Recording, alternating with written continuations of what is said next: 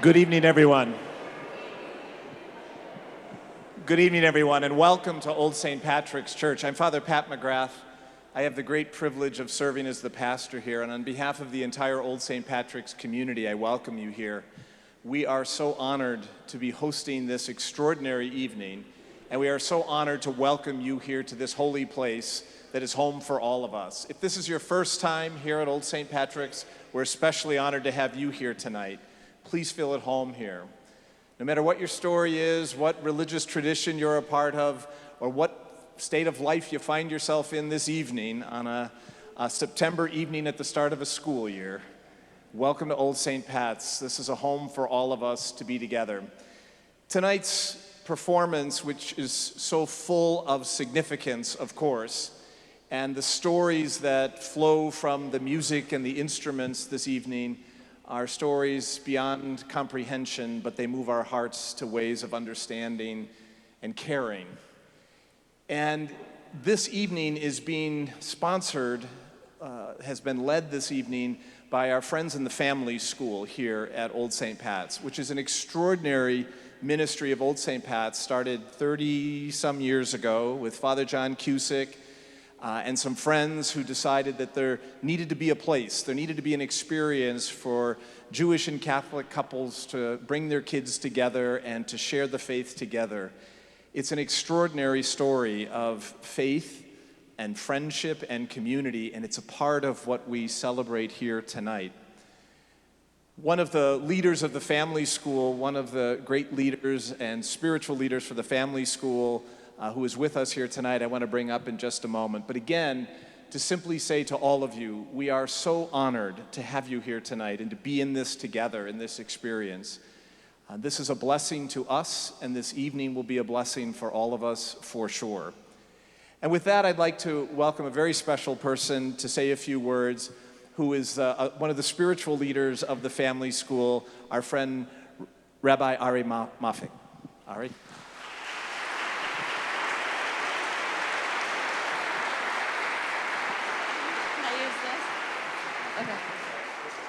Okay. Oh, perfect. Okay, great.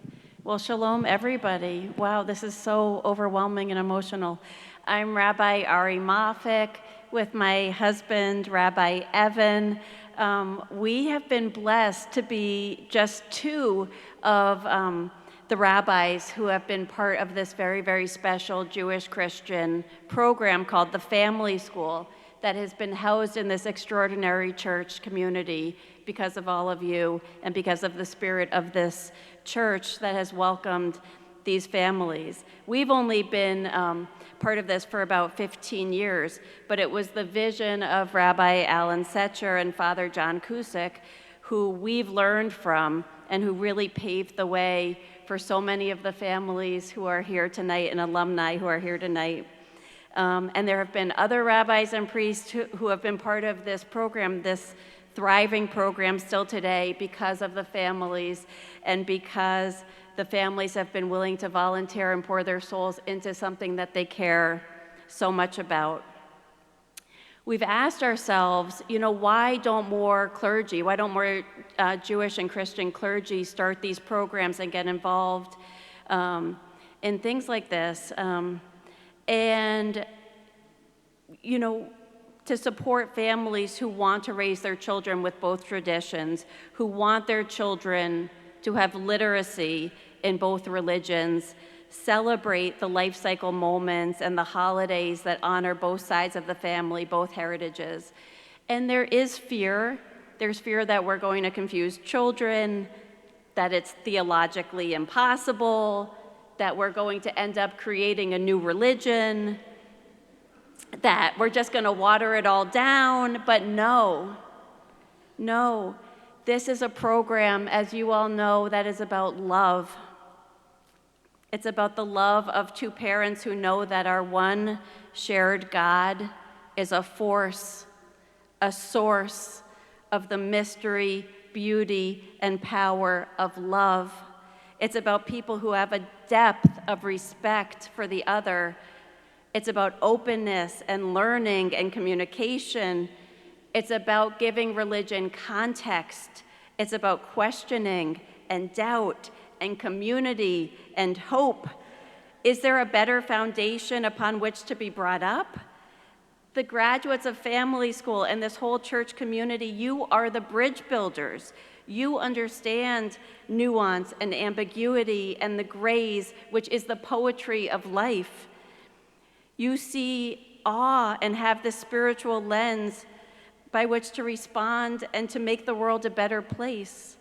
And that's why we have loved being involved in this program. And it's so appropriate tonight that we're celebrating both the family school and this beautiful program, Violins of Hope, because these instruments are symbols of hope and a way to say, remember me, remember us, life is good. Celebrate it for those who perished, for those who survived, for all people. These are the words from the founders of this program. And we are at our Jewish New Year time. Let us move forward with renewed commitment to spread love and to do it with joy. Now I have the pleasure of calling Eileen Ullman, the director of this program.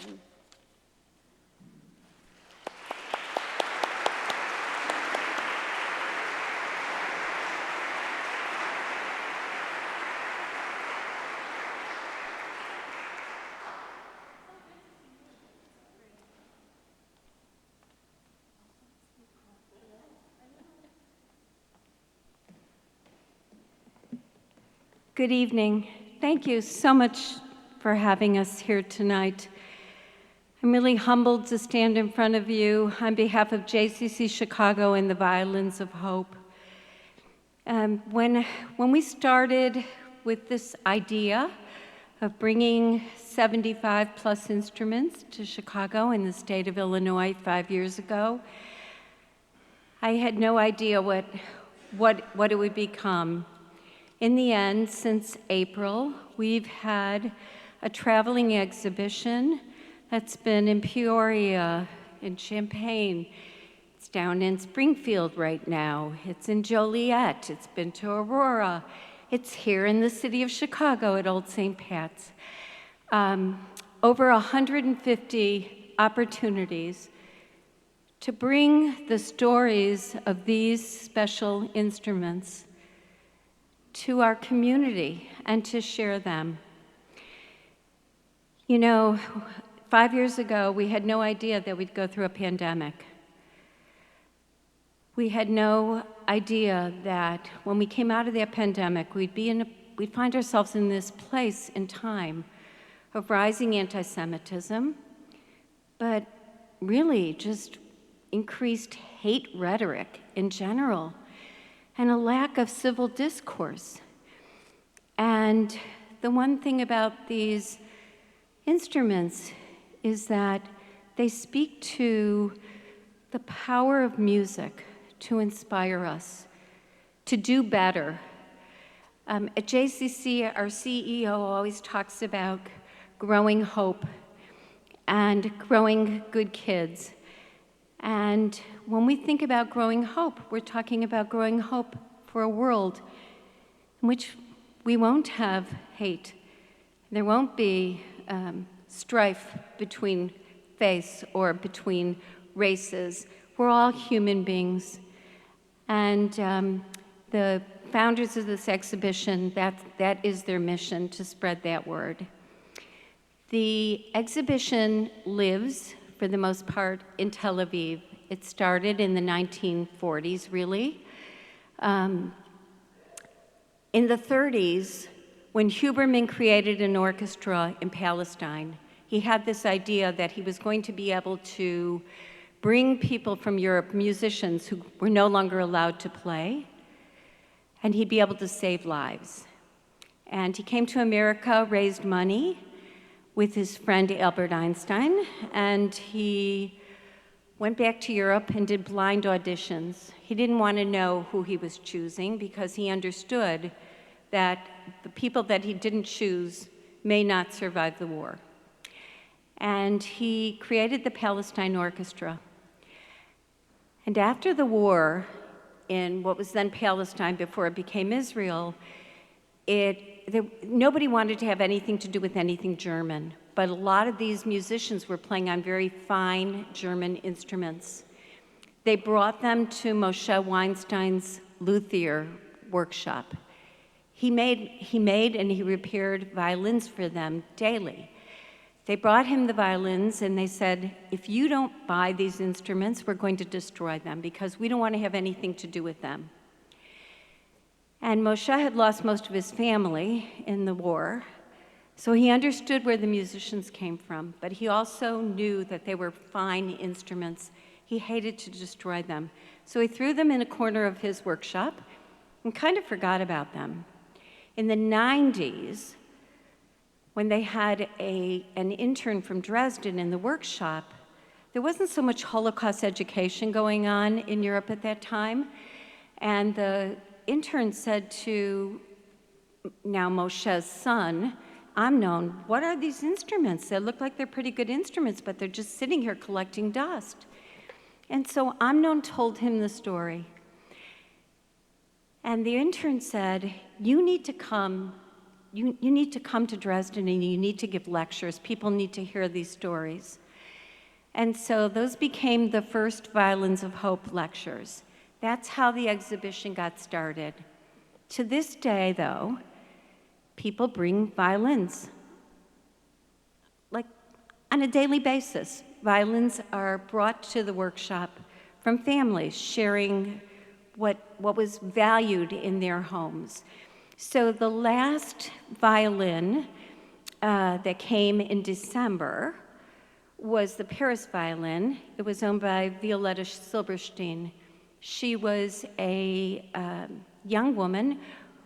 She wasn't much of a musician, but her parents really, they valued playing the violin, and they really encouraged her to learn. And she did. Well, when Violetta was about 15, she and her parents were transported to Auschwitz. In the selection, Violetta was separated from her parents. She was never to see them again. But Violetta was taken under the wings of the women in the barracks. And they said, Violetta, if you can play, you need to try out for the orchestra. So she did. And she was turned down because she really wasn't much of a musician. Time passed. Violetta was getting a little bit weaker, but in the meanwhile, Alma Rosé, the niece of Gustav Mahler, became the director of the Women's Orchestra in Auschwitz. And the women said to her again, look, there's a new director, you need to try out. And she did. And Alma Rosé looked at her, and she knew she wasn't a musician, but she also saw a 15-year-old young woman, and she saw a chance to help her to survive. And so she took her into the orchestra. And the Women's Orchestra played at the beginning of the camp when the transports came in every day.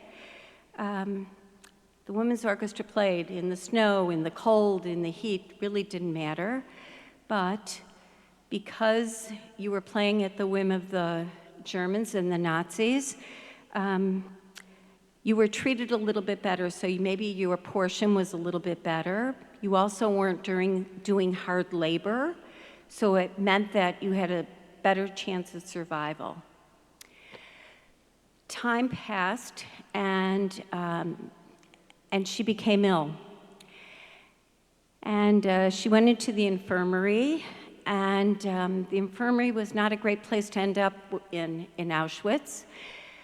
But Alma Rosé came through again, and she said, you need to make her better. She's my finest musician. What will we do if she doesn't survive? What will we do? And once again, she survived. At the end of the war, when she was liberated, she had her violin, same violin that she had played throughout the war. She never played it again, but she didn't get rid of it. She kept it. And when she passed away recently, her family heard about the exhibition, and they brought the violin to the Weinsteins, who owned the Violins of Hope, when it was when it was traveling in Paris. And that violin went back to the workshop in Tel Aviv. It was restored beautifully. It came to Chicago in April, and we played it for the first time in 80 years. It had not been heard. Instruments were made to be heard, which is why we're here tonight and why we're going to hear this incredible concert. Thank you so much for being here tonight. I hope that you enjoy the concert. If you want any more information about the exhibition, you could go to our website. It's jccchicago.org, and you can read all the stories of the violins. Every story is special because every human being is special. Have a good evening.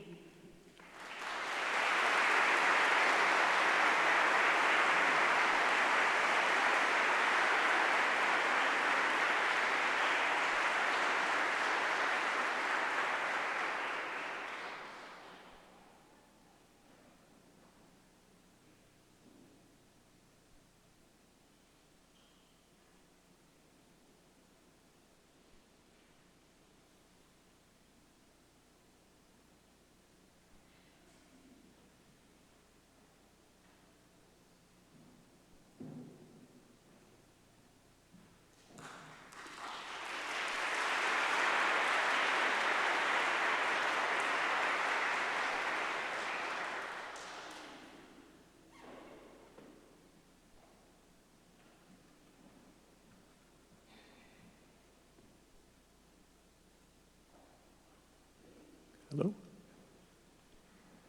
Good evening, everyone.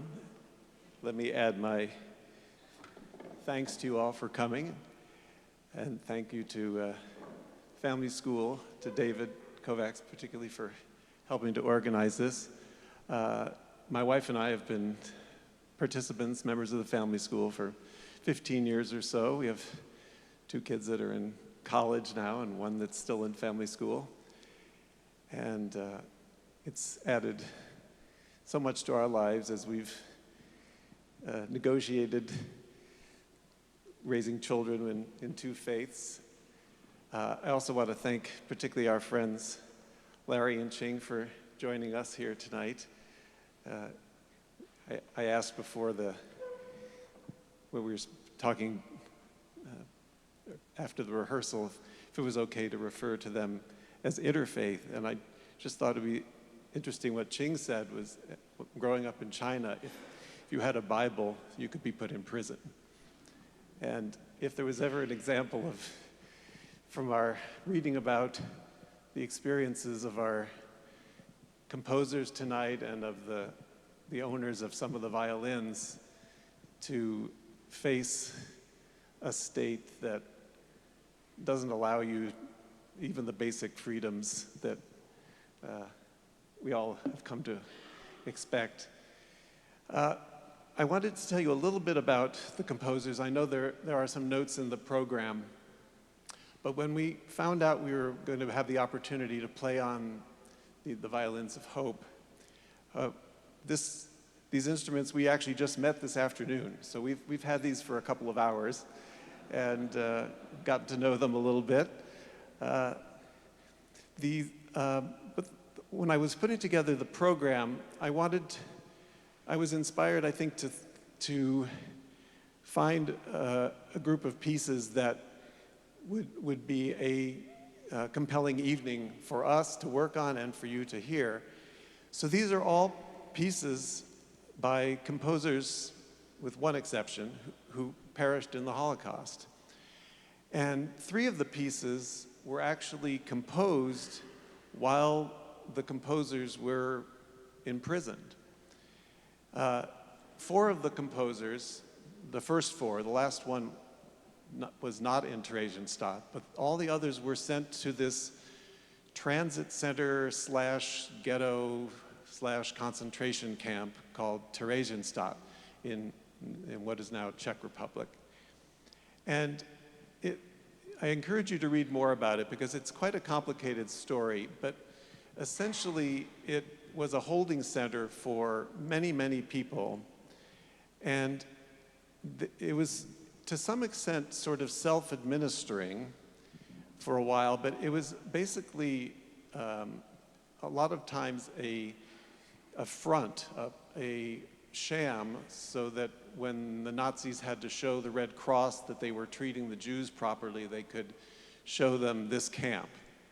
So there were times that they were treated fairly decently, and there were times that they were encouraged to produce music or to produce art. There was a cultural life. And these composers, all of whom were really the very most promising young people of Europe. They all died before they were in their mid-40s. They were mostly born around the turn of the century. They were all captured in different places. Some were Czech, one was German, one was Austrian. They were all captured and sent there around the same time, and some of them spent a couple of years there. And what really captured my curiosity was, how do you function as a musician, as a human being, while you're in a concentration camp? How do you write music? And I think it's really the only answer that I've been able to come up with, and I think this really ties into the Violins of Hope, was that they cultivated hope. There was some sort of human spirit that guided them that they wanted to preserve. They wanted to maintain this connection to what they held dear and what, their life. And so miraculously, they produced music. The first composer we're going to hear, Hans Krause, wrote this dance for string trio in Theresienstadt. And he had been trained like most of these composers with some of the greatest talents in Europe. One of our composers, Ullmann, was a Schoenberg student. Haas was a Janáček student. But you won't be surprised. I mean, most of these composers, if you talk to people who go to concerts all the time, are not well known. They're not their reputation was really hurt, eliminated by their early deaths. But we're hoping that these kinds of programs, or just a chance for people to start learning about them, will bring them back to life, so to speak. So we're first going to play this dance. It's called Dance by Krause. And one thing that you might pay attention to, I don't like the kind of program notes that tell you what you're going to hear, but it always reminds us of there's something a little bit like a train. And I know that trains played a prominent part in moving people around Europe, but it's a very lively dance. I think he was very he was trying to be entertaining to his audience there, and produced, I think, a really beautiful piece. I hope you enjoy it.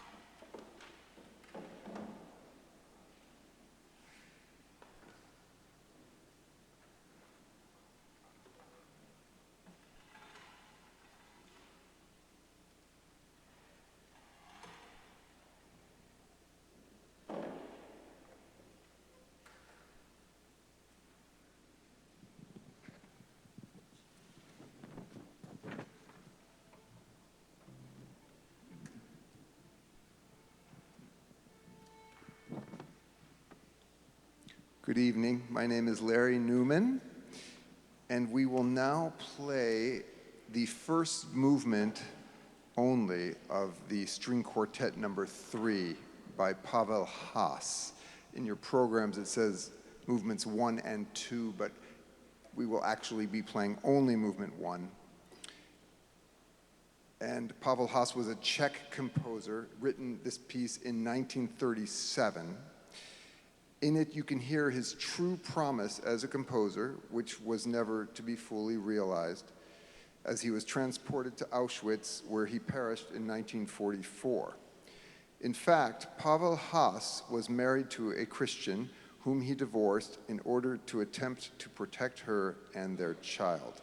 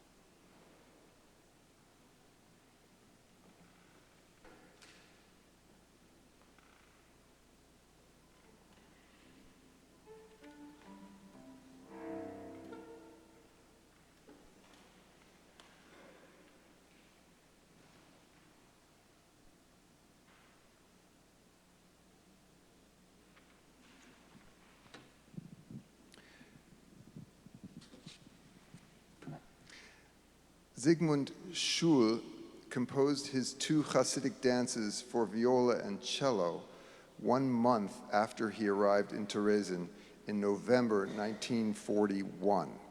Schul was born to an assimilated Jewish family in Germany and fled Nazi persecution to Prague in 1935. Prague had one of Europe's highest rates of interfaith marriage, around 30%. Zygmunt Schul's dual identity, Western and Jewish, is reflected in these two dances.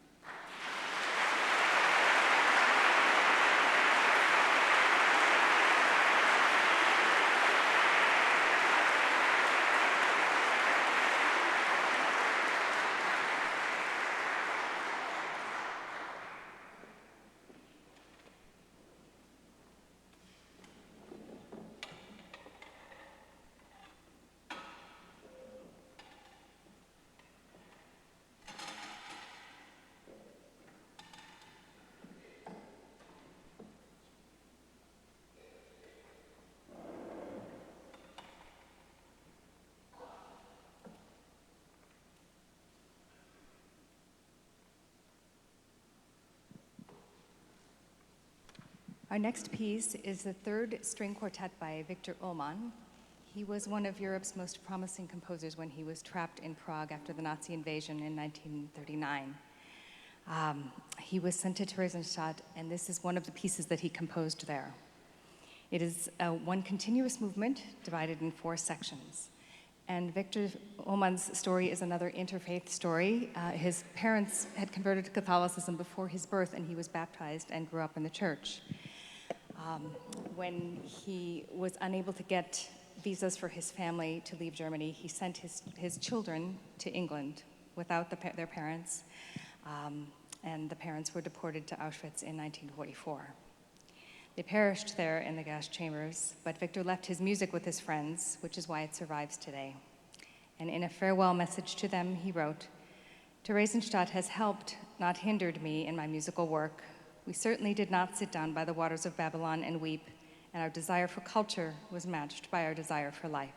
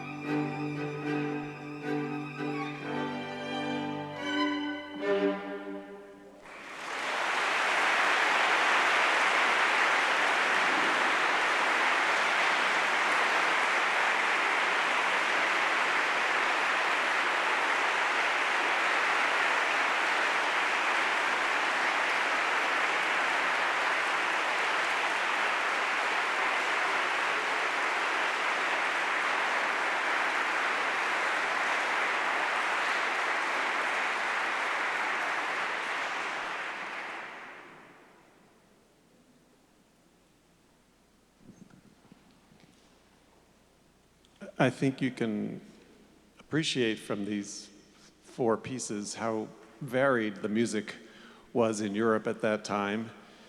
There was no single style, there was no single school.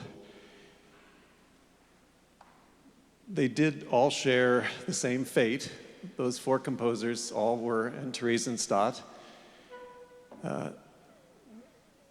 Schul, the composer of those 2 short dances for violoncello, was like one of many who perished in Theresienstadt. It was not a paradise. There were thousands of people dying of malnutrition and disease there every month.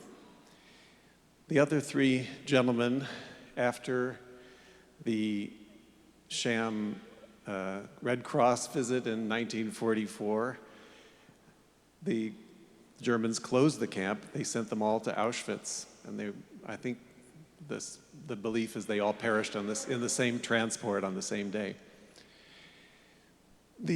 My original idea of this concert was there would be an encore, but we've incorporated it into the program, and is a composer that survived the war, but had a very interesting story. He was a Polish composer, studied in Paris, was arrested in Paris by the Nazis and spent time in a French camp and was eventually transported to Auschwitz. And he wrote a very, very interesting book about his experiences there. But he describes when he arrived, he was sent to a work detail, and he was rescued by another musician who saw that he might be able to get a position with the orchestra there. He was a very talented man with languages. Besides Polish, he spoke 4 or 5 other languages. He was a talented composer, conductor, violinist, so he became very useful to the orchestra. And if you're like me, you'd say, why do they need an orchestra in a death camp? And it's, again, one of the many odd things or confusing things about the Holocaust is that there were many Germans, including organizers in the camp, who loved music. And they wanted to have music played for them, and they maintained orchestras. And Mr. Laux, our composer, was able to work his way up the system by being useful. Eventually, he became the conductor of the orchestra, and he must have had at least some sort of speaking relationship with one of the higher up guards, who he convinced to give the orchestra more rations, give them fewer labor details. He essentially helped his fellow musicians to survive the war. And eventually he was transported as well to another camp as the war was coming to an end.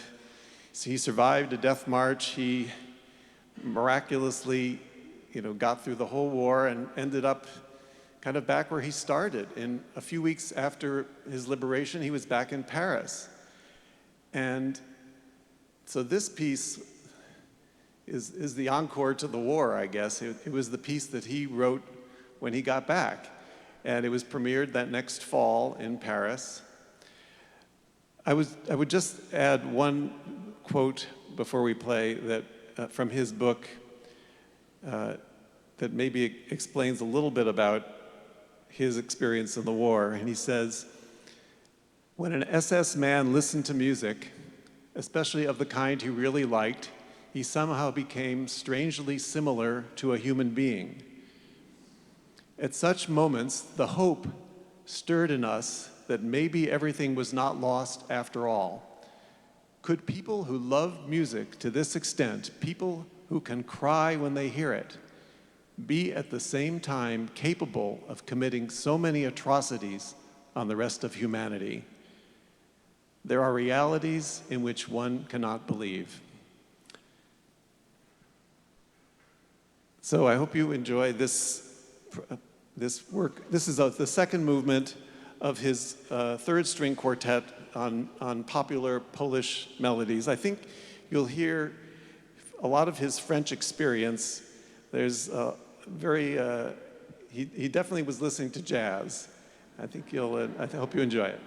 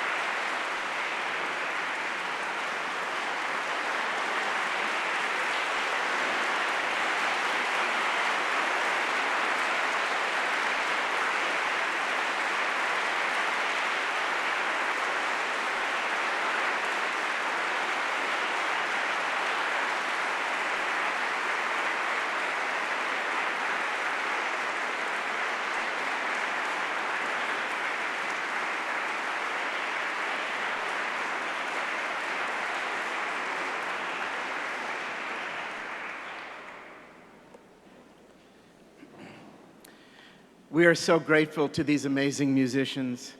Our thanks to all four of you, and to you, Katie and Mark, for your years with the family school and all the joy you have brought us with your music. Thank you also for choosing this amazing program and allowing us to hear these works on these instruments, just as audiences in Theresienstadt and Auschwitz must have heard those first performances. We want to share one more story of a violin in the collection. It's the one that Katie played tonight. It was donated to honor Master Sergeant Roddy Edmonds of Knoxville, Tennessee.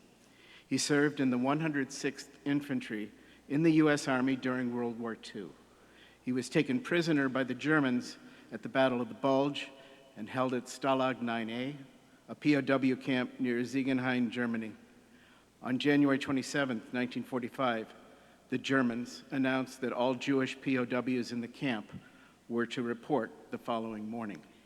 As the highest-ranking non-commissioned officer, he ordered more than 1,292 American captives to fall out with him.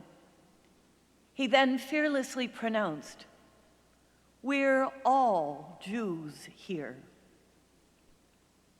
The Nazi commander backed down. Roddy Edmonds would not waver, even with a pistol to his head, to identify any of the prisoners by religion. His courage prevented over 200 Jewish soldiers from being singled out from Nazi persecution and possible death. For his defense of Jewish servicemen at the POW camp, Master Sergeant Edmonds, an evangelical Christian, was recognized as a righteous among the nations, Israel's highest award for non-Jews who risked their own lives to save Jews during the Holocaust. He was only the 5th American to be named righteous and the first American soldier. He was also the first of the righteous to save American Jews. Roddy Edmonds passed away in 1985, and we remember him tonight. His bold actions to protect his Jewish brothers in a Nazi POW camp should inspire us all to stand strong against anti-Semitism, racism, and hatred of every kind. We know that same spirit is at the very heart of this Old St. Patrick's community. Here it is not us and the others.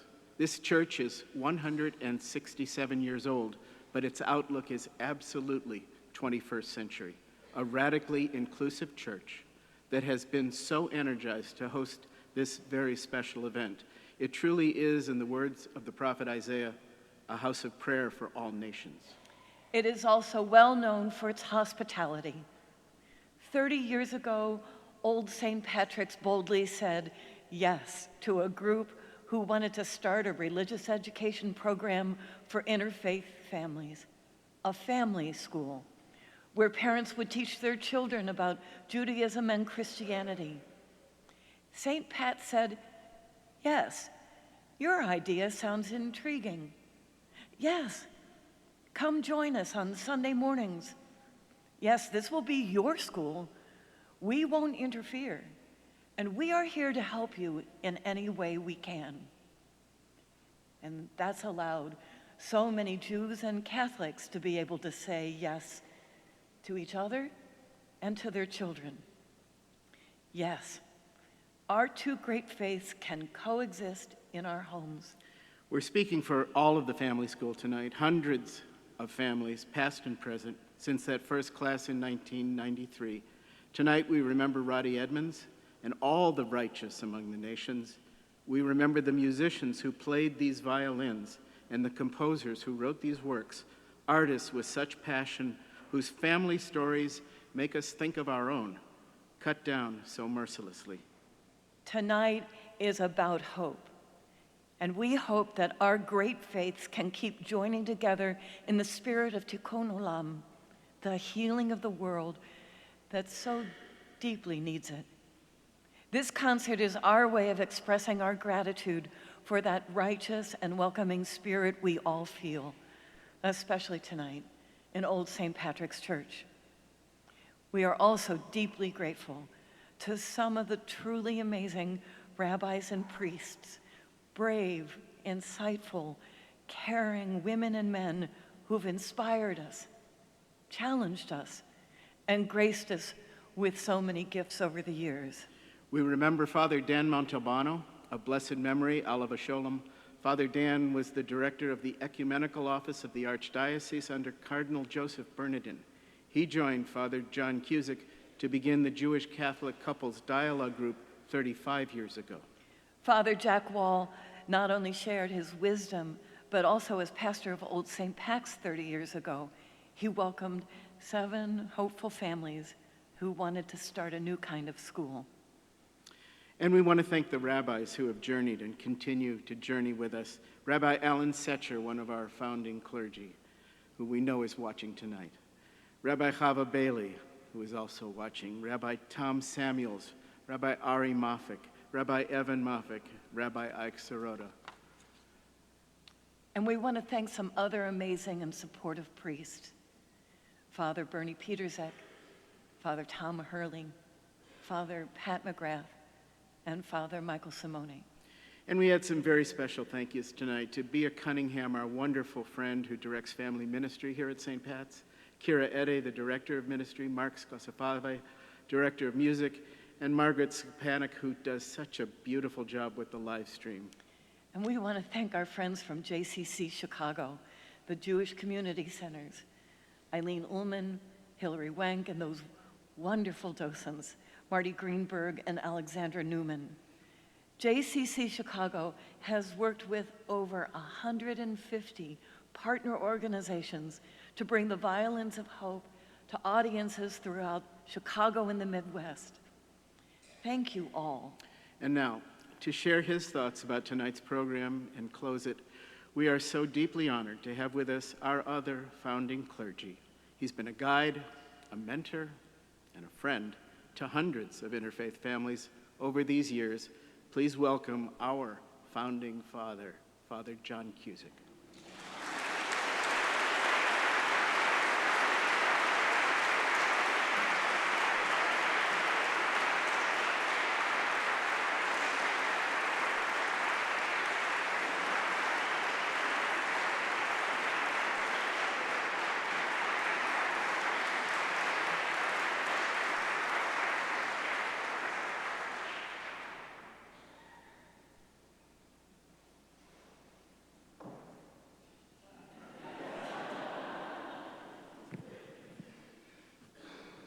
Thank you for taking time out of your life tonight. My imagination was running wild. I'm not the sharpest knife in the drawer, but God blessed me with an imagination.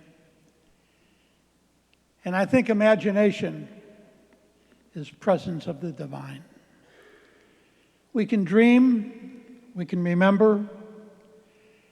I watched 4 human beings holding on. Things, instruments that came from the past to give hope to the present. Now it's up to us.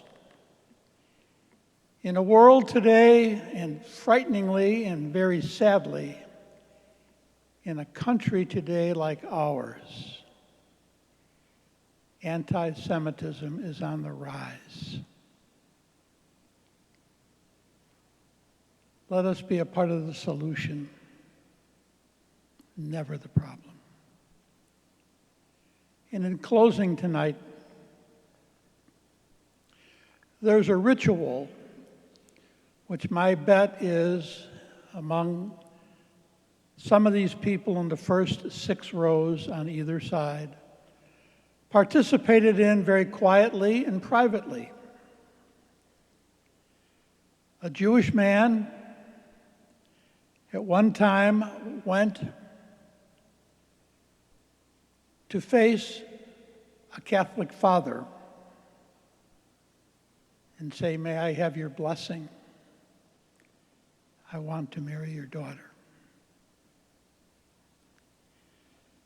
And then there would have been a Catholic man, probably sitting here tonight,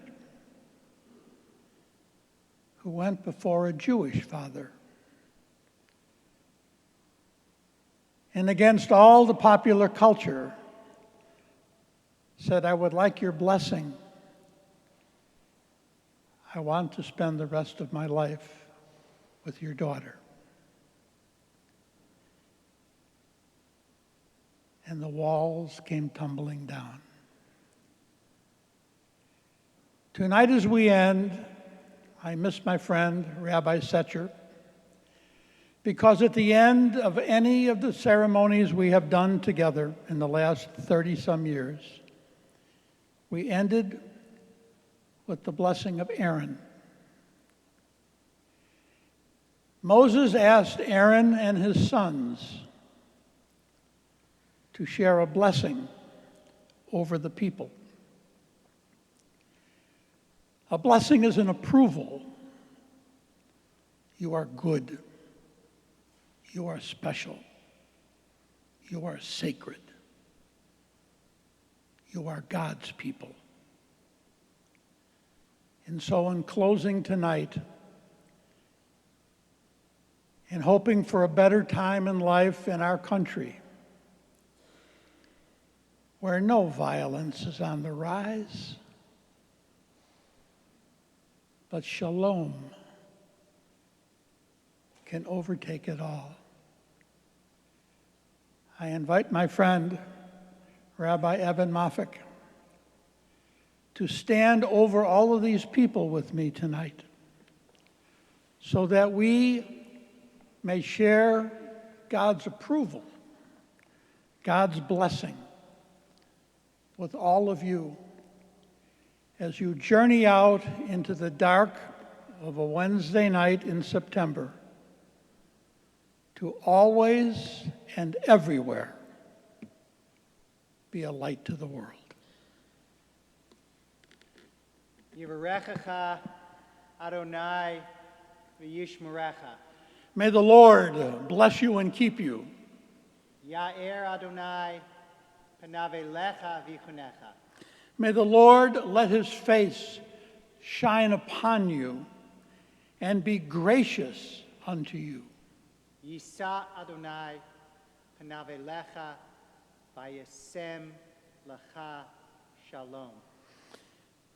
May the Lord look upon you with kindness and give you God's peace. Amen. Amen. Safe home.